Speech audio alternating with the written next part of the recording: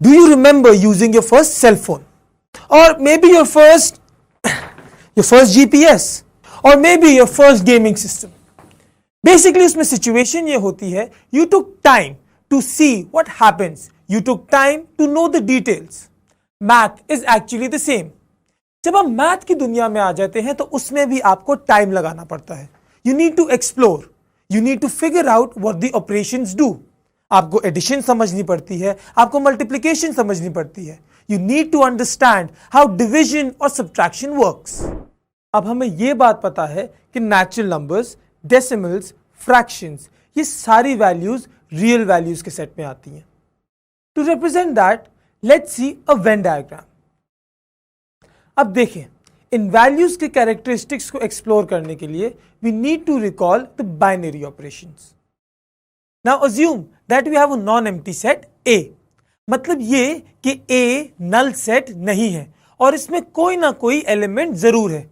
Now let this dot be an operation, जैसे addition, subtraction, multiplication या division. अब हम कोई ऑपरेशन A पर डिफाइन करते हैं. Now a binary operation on set A is a function or a map from the Cartesian product A cross A to the same set A as shown. In simple words, a binary operation is nothing but a calculation that combines two elements of A to produce another element of A. अब binary operations के बारे में हम पहले बात कर चुके हैं. हमने बेसिकली ये एस्टैब्लिश किया था कि binary operations is a relation between at least two elements जो हमें एक नया एलिमेंट जनरेट करके देती है. If I talk about the definition, a binary operation may be defined as a set A crossing on to another set and then mapping on itself. अब हम कुछ प्रॉपर्टीज देख लेते हैं रियल नंबर्स की जो कि बाइनरी ऑपरेशंस पे लगती हैं. बेसिकली इन प्रॉपर्टीज का मकसद ये है कि आप इक्वेशन सॉल्व करने में इनको इस्तेमाल करें. These properties include the closure property, the commutative property, the associative property, identity, inverse and the distributive property. अब अगली चीज हम ये कर रहे हैं अपनी आसानी के लिए कि इन प्रॉपर्टीज को दो ग्रुप्स में डिवाइड कर रहे हैं. So let's take these properties and put them over here. अब एक आपके पास सेट जनरेट हो चुका है which is basically the properties of addition, और दूसरा सेट जो आपके पास जनरेट हुआ है those are the properties of multiplication. पर दोनों में एक फर्क है, एडिशन के अंदर डिस्ट्रीब्यूटिव प्रॉपर्टी नहीं है, वाइल मल्टीप्लिकेशन में जो आखिरी प्रॉपर्टी शो हो रही है that is the distributive property. Now let's first evaluate the closure property of addition. Basically idea ये है कि अगर हम कोई भी दो रियल नंबर्स का सम लेंगे तो उसका आंसर भी रियल नंबर आना चाहिए. फॉर एग्जाम्पल हम कोई दो रियल नंबर्स ले लेते हैं 5 and 6. जब हम इन दोनों को ऐड करेंगे तो हमारे पास आंसर आएगा 11 जो कि खुद एक रियल नंबर है. So the idea is very simple. इसका मतलब यह है if I take any two real numbers, let's say x and y, और मैं कभी भी उन दो नंबर्स को ऐड करूंगा मेरे पास उसका हमेशा रियल नंबर ही जेनरेट होगा. So basically the closure property holds for addition. We can also say real numbers are closed under addition for all x, y and z that belong to R. Now what do you think, क्या यही closure property subtraction पे भी apply होती है? Actually not. और मैं जानता हूं ये आइडिया बहुत वियर्ड है, लेकिन हम इसके लिए एक एग्जाम्पल जेनरेट कर लेते हैं.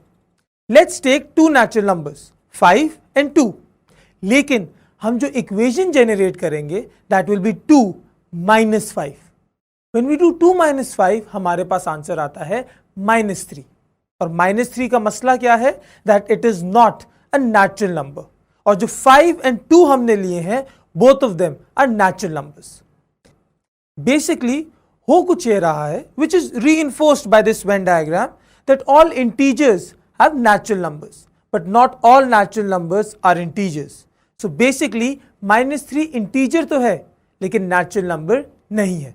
So it does not fulfill the closure property. जो हम अगली प्रॉपर्टी कर रहे हैं that is the commutative property. Basically हमें ये बात बता रहा है कि एडिशन में अरेंजमेंट मैटर नहीं करता. So let's take an example. If I say two real numbers 4 and 3. तो जब मैं 4 plus 3 करूंगा the answer will be 7. और इसी तरह अगर मैं 3 plus 4 करता हूं again the answer will be 7.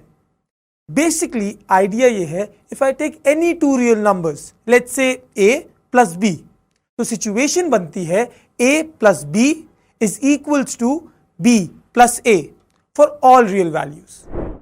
The next property that we will evaluate is the associative property.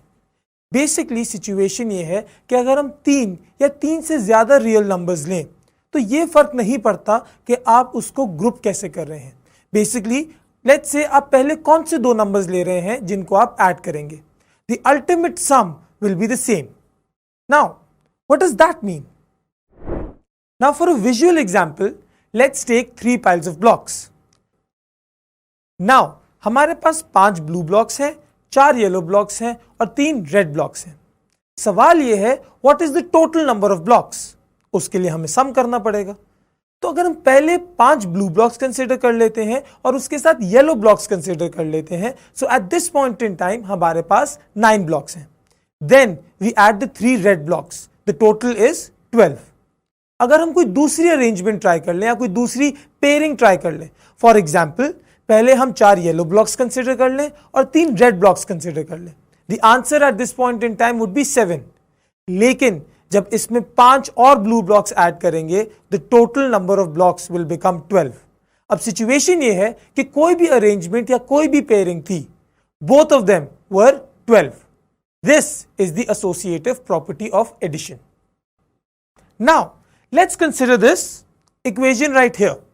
अब इसमें सिचुएशन ये है that if we group a plus b and then add c, ये इक्वल होगा if we say a and then we take a pair of b plus c, and this is true for all real values. The next property is the identity property. Basically when any real number is added to 0, आपका answer वही रहेगा. For example if we take 7, so 7 plus 0 is still 7, and this is true for all real numbers. जो हम अगली बात करेंगे that is the additive inverse property. Now this is similar to the identity property. Basically ये बात कर रहा है कि हम कोई भी रियल नंबर लें तो उसका जो ऑपोजिट नंबर होगा वो उसका इनवर्स होगा. So let's say we have this number line, we have 2, तो इसका इनवर्स होगा -2. अब ये प्रॉपर्टी क्या कहती है? If I add both of these numbers तो मेरे पास आंसर आएगा 0. So if I take 2 and add -2, the answer will be 0. We have more properties for real numbers regarding multiplication. For that, tune in to our next videos.